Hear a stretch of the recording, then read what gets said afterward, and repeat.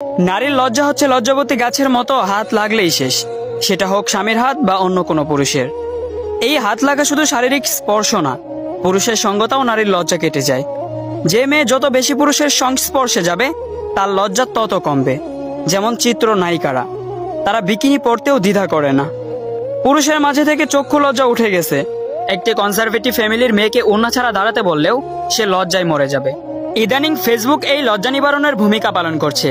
ফেসবুকে ছেলে বন্ধু বেশি, ছেলে বন্ধুর সঙ্গে পিরিয়ড নিয়ে কথা বলে, ফ্ল্যাট করতে গিয়ে শরীর নিয়ে নগ্ন কথা বলে, মাইন্ড করলে বলে just kidding, take it easy. আর এই ইজিলি নিতে নিতে সেই অশালীন বিষয় আর অশালীন লাগে না, লজ্জা শেষ হয়ে যায়। আবার ফেসবুকে প্রেমিক বেশি, কেউ প্রেমে পড়েছে তো প্রেমিক রোমান্সের ছলে অশ্লীল কথা বলে স্বামীর মতো, এরপর ব্রেকআপ হয়, আবার কারো প্রেমে পড়ে, আবারও চুম্মাচুম্মি, আরো কত কি করে, আবার ব্রেকআপ। লজ্জা শরমের মাথা খেয়ে মেয়েটা একসময় নির্লজ্জ হয়ে যায়। প্রেম নারীর লজ্জাশীলতাকে গ্রাস করে, পুরুষের সব বিলীন হয়ে যায়।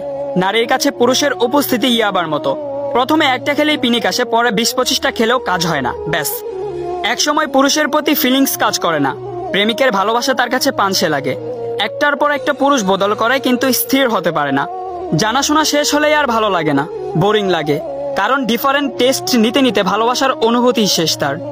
মুরব্বীরা বলতেন বিয়ের পর মেয়ের লজ্জা কমে যায়, বাচ্চা হবার পর আরো কমে যায়। তখন বুঝতাম না, ভাবতাম লজ্জা ফোড়ার মতো কিছু, বিয়ের পর গলে যায়। আগে মেয়েদের কাছে স্বামী ছিল পুরুষ, তাই বিয়ের পর কাছে আসতো। এখন বিয়ে লাগে না, পুরুষের কাছে আসতে ফেসবুক হলেই চলে। ফেসবুক সেই স্বামীর ভূমিকা পালন করছে। আমার কথাগুলো যদি না বুঝে থাকেন তাহলে ভিডিওটা আবার শুরু থেকে দেখেন, কথাগুলো শোনেন, তারপর মন্তব্য করেন। আসসালামু আলাইকুম ওয়া রাহমাতুল্লাহ।